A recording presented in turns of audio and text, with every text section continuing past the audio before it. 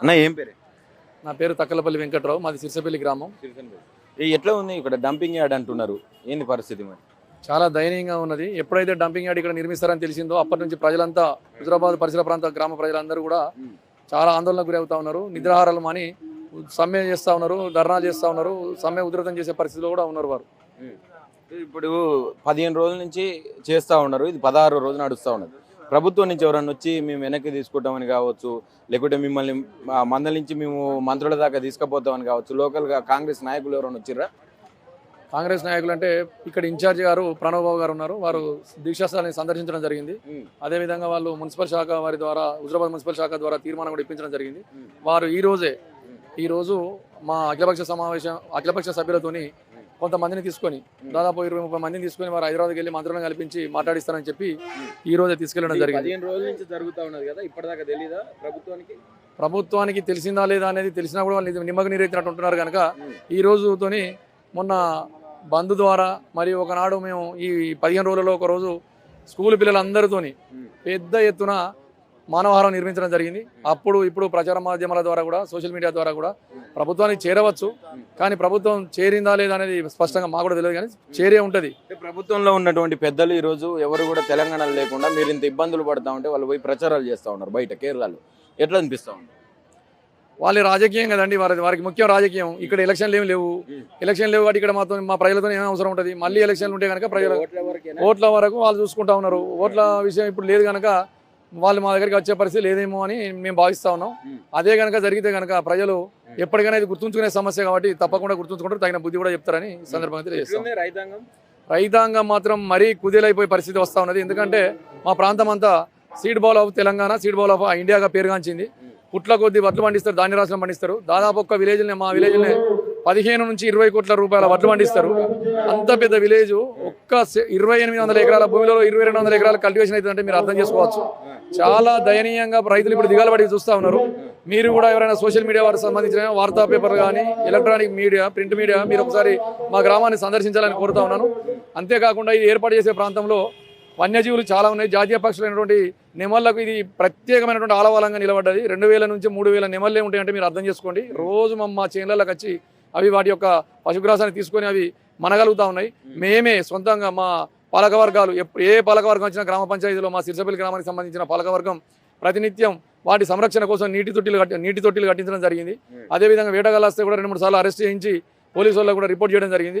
అప్పటి నుంచి భద్రంగా వాటిని ఎవరు చంపినా కూడా శిక్షలు ఉంటాయి కనుక పెద్ద ఎత్తున ప్రచారం చేయడం జరిగింది. వాటిని కూడా కాపాడుకుంటా ఉన్నాం. అదే క్రమంలో పచ్చని పంట పొలాలు కూడా ధ్వంసం కావద్దని, ఇటువంటి విధ్వంసకరమైనటువంటి ప్లాంట్ని ఇక్కడ నిర్మించద్దని మా తరపున, మా ప్రజల తరపున, హుజరాబాద్ పట్టణ ప్రజల తరపున కూడా డిమాండ్ చేస్తా ఉన్నాం. ఇప్పుడు 2 సంవత్సరాల నుంచి కాంగ్రెస్ ప్రభుత్వం అధికారంలో ఉన్నది, 2.5 సంవత్సరాలు కావస్తా ఉన్నది. ప్రజెంట్ రైతులకి చాలా హామీలు ఇచ్చిండు, ఎట్లా ఉన్నది రైతుల పరిస్థితి? రైతుల పరిస్థితి ముందు పోతే నువ్వు వెనకపోతే గొయ్యిలా ఉంది కాంగ్రెస్ ప్రభుత్వ తీరు. ఏ హామీ నెరవేర్చకుండా మద్దతు ధర అంటారు, మద్దతు ధర ఇవ్వరు. బోనస్ అంటారు, బోనస్ రాదు. ఇప్పుడు వడ్లు కొనాలంటే, వర్షాకాలం సందర్భంగా వడ్లు కొనాలంటే కూడా మేము ఎన్నోసార్లు నష్టపోయిన సందర్భాలు ఉన్నాయి. ఎందుకంటే తడి వడ్లు తీసుకోరు మిల్లర్లు. తడి వడ్లు కాకముందు కొనాలంటే ప్రభుత్వం చాకచక్యంగా వివరించదు. ఈ ఎన్నో బాధలలో ఇబ్బందులు పడతా ఉన్నాం. అయినా కూడా మాకు ఆ ఇబ్బందులు మాకు కొత్త కాదు.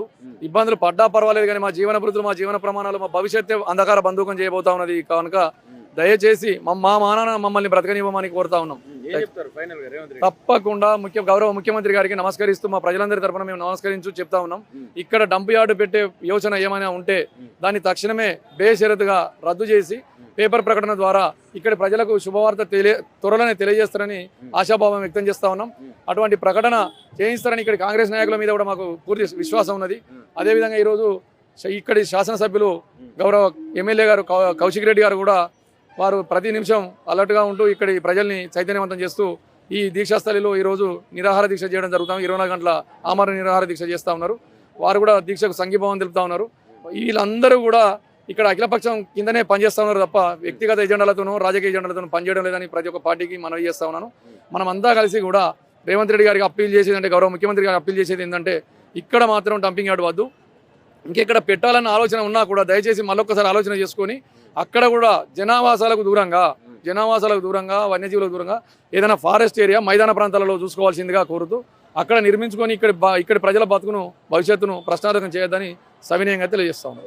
ఏంది డంపింగ్ యార్డ్ అంటుండ్రు మరి? డంపింగ్ యార్డు పడితే పిల్లలకు ఆరోగ్యాలకు నష్టం, నీళ్లు కలుషితం, పశువులకు ఇబ్బంది, ప్రాణ నష్టం జరుగుతుంది. సిటీ 3 కిలోమీటర్లు హైదరాబాద్కు డంపింగ్ యార్డుకు ఈ దగ్గర సిరిసపల్లి చుట్టూ 10 ఊళ్ళు లేచిపోవాలంటే డంపింగ్ యార్డు పెట్టాలి. చుట్టూ 10 ఊళ్ళు ఉండాలనుకుంటే 100 కిలోమీటర్లు ఎక్కడ స్థలం ఉంటే అక్కడ వేసుకోవాలి సార్. చెప్పేది ఏంటంటే ముఖ్యమంత్రి రేవంత్ రెడ్డి సార్కు తెలియజేది ఏమనగా మాకు ఈ డంపింగ్ యార్డు వద్దు, ఈ రద్దు చేయాలి. నేను కూడా ఒక చిన్న కార్యకర్తనే మన కాంగ్రెస్ కు కార్యకర్తనే కాబట్టి జనాలు నష్టం అవుతారు. అయ్యా దయచేసి ఈ డంపింగ్ యార్డు ఇంతటితో ముగించుకొని ఎక్కడైనా సిటీకి 100 కిలోమీటర్ల దూరం వేసుకోండి, ఇలా స్థలం ఉన్న కాడ కానీ ఇక్కడ మాత్రం రద్దు చేయాలని. కాంగ్రెస్ కార్యకర్త అంటున్నావు, మరి ఎందుకు 15 రోజుల నుంచి ధర్నాలు చేస్తున్నావు? ప్రభుత్వం నుంచి ఒక మంత్రి ఎవరో వచ్చి చెప్పాలనా మీకు తీసేస్తాం మేము మా బాధ్యత అని చెప్పి ఎందుకు చెప్తలేరు? దాన్ని ఎట్లా చూస్తావు? అయ్యా ముఖ్యమంత్రి గారికి కనికరించి ఈ మన హుజరాబాద్ కాన్స్టిట్యూషన్ కనికరించి వేరే దిక్కు మార్చుకోవాలని కోరుతున్నాను. కాబట్టి ముఖ్యమంత్రి దగ్గరే ఉన్నది అంతా, ఆయనకానే ఉన్నది. ఆయన దయదలిసి పిల్లల ఆరోగ్యం, పెద్దల ఆరోగ్యం, పశువులకు, నెమళ్లకు, గుట్టకుని అని నెమళ్ళే నీళ్లు కలిసిపోయి అన్ని ఆరోగ్యాలు చచ్చిపోతాయి. దాన్ని బట్టి ఆలోచించి దయచేసి రేవంత్ రెడ్డి ముఖ్యమంత్రి గారికి కోరినది ఏమనగా ఇది మాత్రం ఇంతతో రద్దు చేయాలని. రద్దు చేయకపోతే ధర్నాలు చేస్తారు, ధర్నా చౌకులు చేస్తారు, సత్తరు కూడా చేస్తా. నేను కూడా అరే కార్యకర్త అయితే అన్యాయం జరుగుతారు చూసుకుంటూ చేస్తావా? బరాబరి చేస్తా. కావాలంటే సార్ దగ్గరికి పోయి మాట్లాడమంటే మాట్లాడతా. దీన్ని మాత్రం రద్దు చేయాలని ఆయనకు నేను కోరుకుంటున్నాను. పాదాభివందనాలు చేస్తా ముఖ్యమంత్రి సారు. దీన్ని మాత్రం మీరు ఖండించండి. మీరు సిటీకి 100 కిలోమీటర్ల దూరం వేసుకోండి, స్థలం ఉన్న కాడ కానీ ఇక్కడ మాత్రం కలవది.